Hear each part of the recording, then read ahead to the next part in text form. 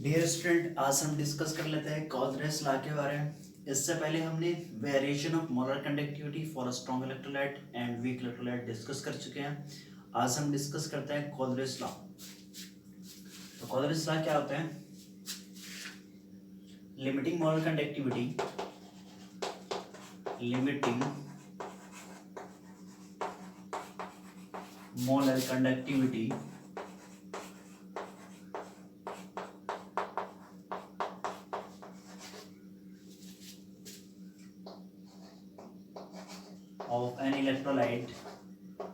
of any electrolyte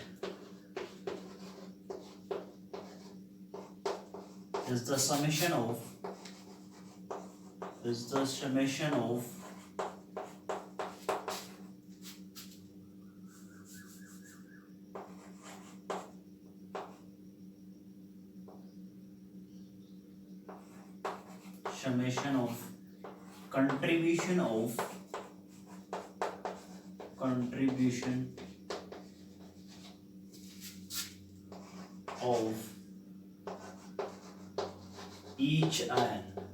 contribution of each ion cation and anion.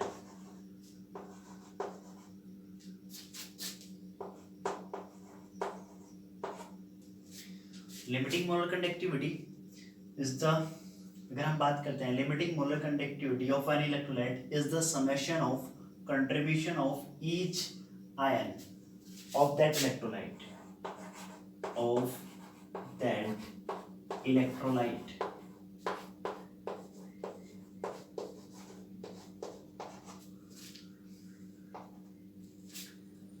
इसको समझते हैं जैसे कि एग्जांपल की हेल्प से हम यहाँ मोलर कंडक्टिविटी को फाइंड आउट करना है। Limiting molar conductivity of HCl ये किसके इक्वल होती है?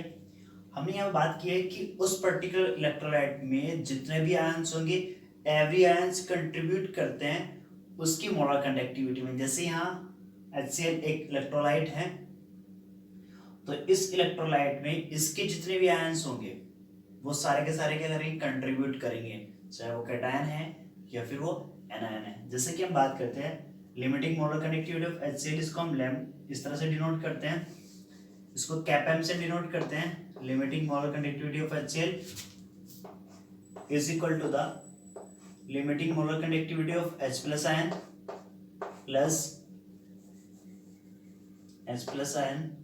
Plus limiting molar conductivity of Cl negative ion. तो इसमें कैटायन और एनायन, जितने भी कैटायन और एनायन होंगे वो कंट्रीब्यूट करेंगे। जैसे HCl में एक H प्लस आयन है वो कंट्रीब्यूट करेगा, और साथ साथ में क्या है, एक Cl नेगेटिव आयन होता है, इसमें वो कंट्रीब्यूट करता है किसकी मोलर कंडक्टिविटी में? HCl की मोलर कंडक्टिविटी में। Next example, molar conductivity of NH4Cl is equal to the limiting molar conductivity of NH4 positive ion plus limiting molar conductivity of Cl negative ion. इसी तरह से अगर हम बात करते हैं limiting molar conductivity of water is equal to limiting molar conductivity, इसको cation और एनायन की जो मोलर कंडक्टिविटी है उसको हम लैम्डा से डिनोट करते हैं। H plus ion plus limiting molar conductivity of OH negative ion. ठीक है, जैसे कि हम देख पा रहे हैं यहाँ HCl की molar limiting molar conductivity, NH4Cl की मोलर कंडक्टिविटी और वाटर की मोलर कंडक्टिविटी। तो यहाँ से हम क्या निकाल सकते हैं? NH4H की मोलर कंडक्टिविटी को फाइंड आउट कर सकते हैं। Molar conductivity of NH4OH can be found out by using three equation. Equation number 1, equation number 2, equation number 3. ठीक है, अब इसको हम कैसे निकाल सकते हैं? हमें क्या चाहिए? NH4 पॉजिटिव आयन चाहिए। इसको हम कैसे राइट कर सकते हैं? इसको हम इस तरह से राइट कर सकते हैं, limiting molar conductivity of NH4 positive ion, इसको लैम्डा से डिनोट करते हैं, plus limiting molar conductivity of OH negative ion. इसके लिमिटिंग मोलर कंडक्टिविटी को फाइंड आउट करने के लिए आपको NH4 पॉजिटिव आयन चाहिए और OH नेगेटिव आयन चाहिए। आपको कहाँ से मिलेंगे? NH4 पॉजिटिव आयन इस सेकेंड इक्वेशन से मिल जाएंगे, और OH आयन कहाँ से मिलेंगे? थर्ड इक्वेशन से मिलेंगे। आपको क्या कैंसल आउट करना है? ये दो ही चीज चाहिए आपको, NH4 पॉजिटिव आयन और OH नेगेटिव आयन। आपको ये कैंसल आउट करना है, H प्लस आयन और Cl नेगेटिव आयन। इसको कैसे कैंसल आउट कर सकते हैं? जब इक्वेशन नंबर 2 और 3 को ऐड कर देंगे और इक्वेशन नंबर को हम यहाँ से क्या करते हैं? माइनस कर देते हैं। यहाँ से H प्लस माइनस में आ जाएगा और Cl भी माइनस में आ जाएगा। देखते हैं इसको।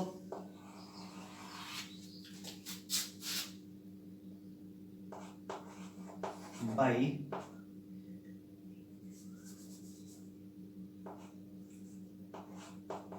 फ्रॉम इक्वेशन 2 एंड 3 को हम ऐड कर देंगे और इक्वेशन नंबर को हम यहाँ से क्या कर देते हैं? माइनस कर देते हैं। अब इक्वेशन नंबर 2 हमारी क्या है, इक्वेशन नंबर 3 क्या है, हमको राइट कर लेते हैं एक बार। Equation number 2, limiting molar conductivity of NH4 positive ion plus limiting molar conductivity of Cl negative ion.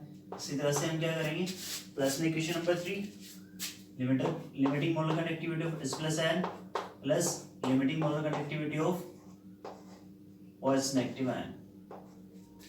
Minus में हमें क्या करना है, इक्वेशन नंबर 1 को माइनस करना है, limiting molar conductivity of H plus ion plus limiting molar conductivity of Cl negative ion, और ये माइनस में हो जाएगी ये वैल्यू। जब इसको हम पूरे को माइनस कर रहे हैं इक्वेशन नंबर 1 को, तो ये H प्लस भी माइनस में होगा और Cl भी माइनस में होगा। अब यहाँ से जो प्लस में Cl की वैल्यू है ये कैंसल आउट हो जाएगी। इसी तरह से H plus lambda H plus यहाँ से कैंसल आउट हो जाता है। आपके पास क्या बचा है? NH4OH। तो ये तो चाहिए था आपको, limiting molar conductivity of NH4OH के लिए आपको क्या चाहिए था? यहाँ पे limiting molar conductivity of NH4 positive ion plus limiting molar conductivity of OH negative ion. तो यहाँ से आप क्या निकाल सकते हो? किसी भी वीक इलेक्ट्रोलाइट की लिमिटिंग मोलर कंडक्टिविटी को फाइंड आउट कर सकते हो। तो ये हमारा कोलरियस लॉ था। इसको हम कैसे डिफाइन करते हैं? Limiting molar conductivity of any electrolyte is the summation of contribution of each ion. Each ion means cation और एनायन।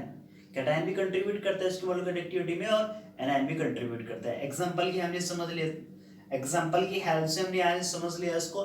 एक और इंटरेस्टिंग एग्जांपल लेते हैं जो कि एक एनसीईआरटी का क्वेश्चन है, जो कि एक न्यूमेरिकल क्वेश्चन है। उसके हेल्प से समझते हैं कैसे हम वीक इलेक्ट्रोलाइट की मोलर कंडक्टिविटी को फाइंड आउट कर सकते हैं, लिमिटिंग मोलर कंडक्टिविटी को फाइंड आउट कर सकते हैं।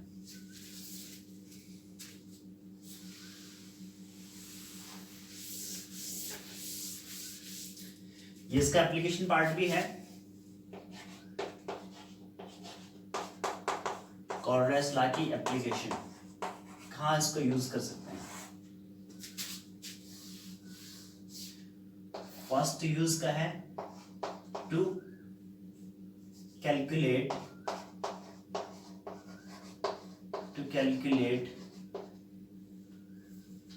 लिमिटिंग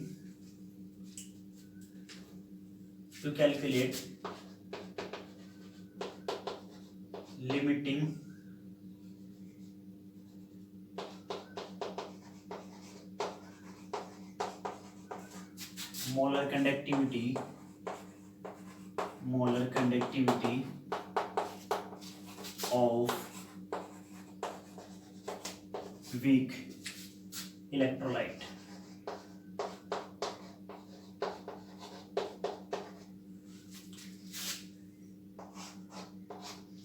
एग्जाम्पल हम लेते हैं, न्यूमेरिकल क्वेश्चन है।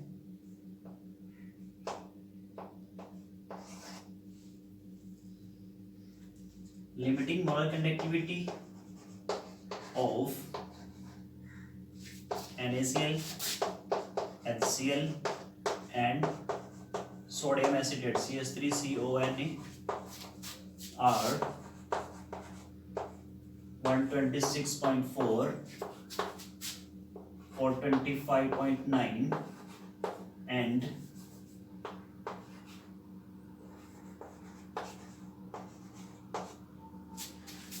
91 Simon centimeter square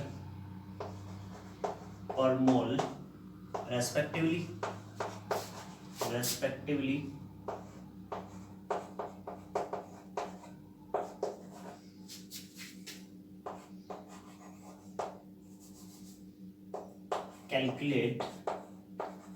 कैलकुलेट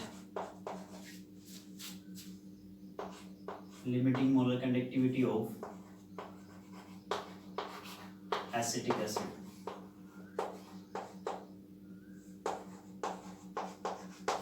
तो चलिए स्टूडेंट जान लेते हैं हम, ये हमारा न्यूमेरिकल क्वेश्चन है, एप्लीकेशन पार्ट है कि वीक इलेक्ट्रोलाइट की कंडक्टिविटी को हम कैसे फाइंड आउट कर सकते हैं, मोलर कंडक्टिविटी को कैसे फाइंड आउट कर सकते हैं एट इनफिनिट डायल्यूशन, या इसको आप लिमिटिंग मोलर कंडक्टिविटी बोलते हो। तो आपको गिवन क्या है, NaCl की मोलर कंडक्टिविटी गिवन है, HCl की गिवन है, और सोडियम एसीटेट की मोलर कंडक्टिविटी गिवन है। इसको हम कैसे राइट करते हैं, NaCl molar conductivity of NaCl is equal to limiting molar conductivity of Na positive ion plus limiting molar conductivity of Cl negative ion। कितना गिवन है, 126.4 गिवन है। इसके बाद अगर हम बात करते हैं limiting molar conductivity of HCl is equal to limiting molar conductivity of H plus ion plus limiting molar conductivity of Cl negative ion। ये गिवन है आपको 425.6 सॉरी 9 425.9। इसी तरह से limiting molar conductivity of sodium acetate CH3CONA is equal to limiting molar conductivity of Na positive ion plus limiting molar conductivity of acetate ion CH3COO negative. ये given है आपको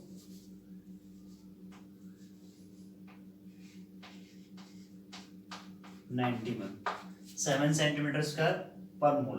अब हमें क्या करना है, कैलकुलेट करना है limiting molar conductivity of acetic acid CH3COOH। इसको हम कैसे राइट कर सकते हैं, limiting molar conductivity of H plus ion plus limiting molar conductivity of acetate ion CH3COO negative. अब आपको H प्लस आयन चाहिए, प्लस में क्या चाहिए, एसिटेट आयन चाहिए। कहाँ से मिल सकता है आपको, इक्वेशन नंबर 1, अगेन इसको नंबर दे देते हैं, इक्वेशन नंबर 2, इक्वेशन नंबर हमने 3 बना दिया। हमें यहाँ से एसिटेट आयन मिलेगा थर्ड इक्वेशन से, यहाँ से मिल जाएगा, और H प्लस आयन कहाँ से मिलेगा, सेकेंड इक्वेशन से। बाकी आपको क्या करना है, सब कुछ कैंसिल आउट कर देना है, Na पॉजिटिव को कैंसिल आउट करना है, Cl नेगेटिव को कैंसिल आउट करना है। तो क्या करना है आपको, इक्वेशन नंबर 2 और 3 को ऐड कर देना है, और इक्वेशन नंबर को माइनस, इक्वेशन नंबर 1 को माइनस कर देना है। तो NaCl यहाँ से क्या हो जाएगा, माइनस हो जाएगा। तो इसको चेक कर लेते हैं, इक्वेशन 2 एंड 3 को ऐड करने पर, और क्या किया, इक्वेशन नंबर 1 को माइनस करने पर व्हाट विल हैपन, आपको क्या मिलेगी, limiting molar conductivity of acetic acid मिल जाएगी।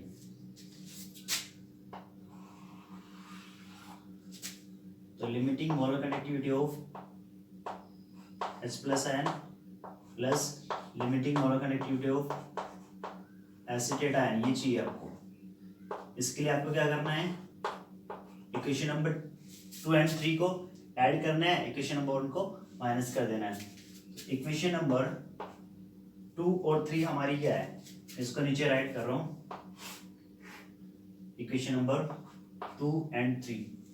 इक्वेशन नंबर 2 है note H plus plus Cl negative ion. Equation number 3 है H plus ion Na positive ion plus limiting molar conductivity of acetate ion CH3COO negative. Equation number 1 ये थी, equation number 2 ये थी, sorry equation number 2 ये थी, equation number 3 ये थी। इनको हमने क्या किया, ऐड किया। इक्वेशन नंबर को हमें 1 को माइनस करना है, minus Na positive ion minus Cl negative ion. अब क्या हो जाएगा, यहाँ से H प्लस आयन मिलेगा आपको और एसिटेट आयन मिलेगा। ये lambda Cl minus lambda Cl से कैंसल आउट हो जाएगा, ये Na पॉजिटिव Na पॉजिटिव से कैंसिल आउट हो जाए, क्योंकि ये प्लस में है ये माइनस में है। यहाँ पे भी Cl ये प्लस में था और ये माइनस में था, तो आपके पास क्या बचा है? हमारे पास बचा है limiting molar conductivity of H plus ion plus limiting molar conductivity of acetate ion, ये मिल जाएगा। अब हम इसका कैलकुलेशन पार्ट यानी कि वैल्यू पुट कर लेते हैं। अब HCl की वैल्यू क्या थी? ये HCl की वैल्यू ये थी आपके पास 425.9 प्लस सोडियम एसीटेट की वैल्यू 91। इसमें से क्या आपको माइनस करना है? इक्वेशन नंबर 1 की वैल्यू माइनस करनी है 126.4 जो आपकी फाइनली वैल्यू निकल के आएगी 390.5 साइमन सेंटीमीटर स्क्वायर पर मोल। ये आपका आंसर आ जाएगा। तो डियर स्टूडेंट एक बार और चेक कर लेते हैं, हमें यहाँ क्या निकालना है? हमें यहाँ वीक एसिड की लिमिटिंग मोलर कंडक्टिविटी निकालनी है, और कुछ मोलर कंडक्टिविटी आपको गिवन है, NaCl की गिवन है, HCl की गिवन है और सोडियम एसीटेट की मोलर कंडक्टिविटी गिवन है। तो इन तीनों वैल्यू को हमने नोट कर लिया यहाँ पे। अब हमें किसकी निकालनी है? वीक एसिड की निकालनी है, एसिटिक एसिड की। एसिटिक एसिड की मोलर कंडक्टिविटी को फाइंड आउट करने के लिए आपको क्या चाहिए? Limiting molar conductivity of H plus ion plus limiting molar conductivity of acetate ion. तो कहाँ से मिलेगी? एसीटेट आयन यहाँ से मिलेगा आपको, H प्लस आयन यहाँ से मिलेगा, तो बाकी सभी को कैंसिल आउट कर देना है। इसको इस तरह से रीअरेंज करना है हमें कि हमें क्या मिले? H प्लस आयन की molar conductivity plus acetate ion की मोलर कंडक्टिविटी। तो उसको हमने अरेंज कर लिया। इक्वेशन नंबर 2 ये थी, इक्वेशन नंबर 3 ये थी, और इसमें से माइनस किया हमने इक्वेशन नंबर 1 को, तो इनकी वैल्यू भी पुट कर ली। इक्वेशन नंबर 3 की वैल्यू यहाँ पे 425.9, इक्वेशन नंबर 3 की वैल्यू थी, इक्वेशन नंबर 2 की वैल्यू 425.9 और इक्वेशन नंबर 3 की वैल्यू 91। इसमें से माइनस किया 126.4 जो कि इक्वेशन नंबर 1 की वैल्यू है। तो हमारा आंसर कितना निकल के आ रहा है? 390.57 सेंटीमीटर स्क्वायर पर मोल। ये किसकी मोलर कंडक्टिविटी निकल के आई है? ये एसिटिक एसिड की मोलर कंडक्टिविटी निकल चुकी है माय डियर स्टूडेंट। तो इस तरह से हम वीक एसिड की लिमिटिंग मोलर कंडक्टिविटी को फाइंड आउट कर सकते हैं बाय यूजिंग कॉलरेस लॉ।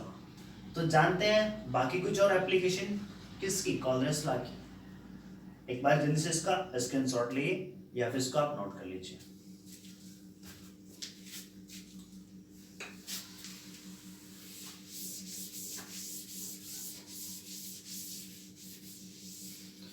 तो डियर स्टूडेंट सेकेंड थिंग हम यहां से क्या निकाल सकते हैं? Degree of dissociation,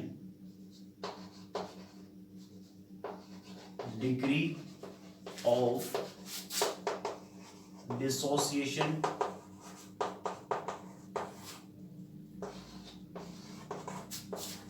of electrolyte of weak electrolyte.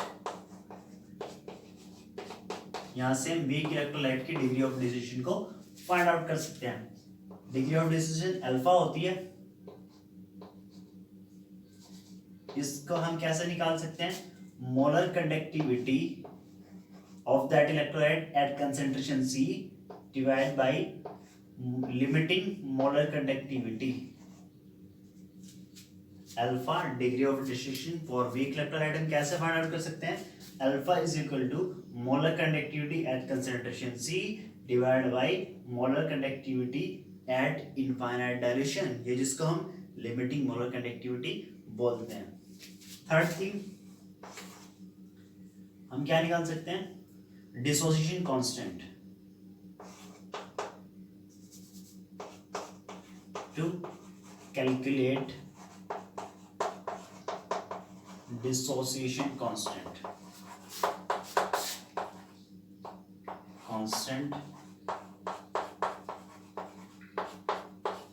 K for weak electrolyte, for weak electrolyte। तो डिग्री ऑफ डिसोसिएशन के हम इसको डिस्कस कर चुके हैं 11th क्लास में। क्या होता है C alpha square divide by 1 minus alpha. हम अल्फा की वैल्यू को पुट कर देंगे। अल्फा की वैल्यू क्या है, ये वैल्यू। तो यहाँ पे अल्फा की वैल्यू पुट करने पर क्या हो जाएगा, C molar concentration limiting molar conductivity at concentration C divide by limiting molar conductivity at infinite dilution divide by 1 minus alpha की value again molar conductivity at concentration C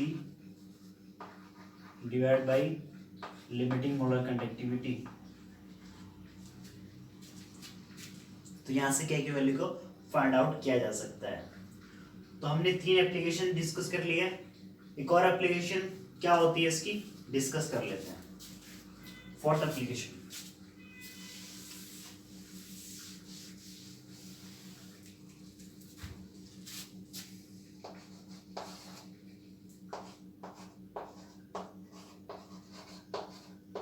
to calculate the solubility of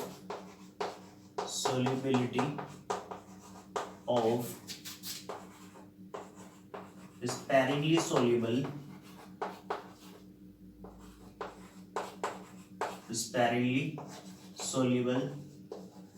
salt. To calculate the solubility of sparingly soluble salt. अब sparingly soluble salt क्या होता है, जो कि कम soluble होता है। हमने यहाँ क्या पढ़ा है, हम डिस्कस कर चुके हैं मोलर कंडक्टिविटी। ये क्या होता है, kappa into 1000 divide by M. M यहाँ पे क्या होता है, मोलरिटी होती है, इसका हम यहाँ सोलिबिलिटी बोल सकते हैं। तो कापा इंटू 1000 डिवाइड बाई सोलिबिलिटी, और यहाँ से सोलिबिलिटी अगर आप निकालोगे तो मोलर कंडक्टिविटी इसकी डिवाइड में आ जाएगा। फाइनली सोलिबिलिटी क्या निकल गया है, solubility is equal to kappa into 1000 divided by limiting molar conductivity।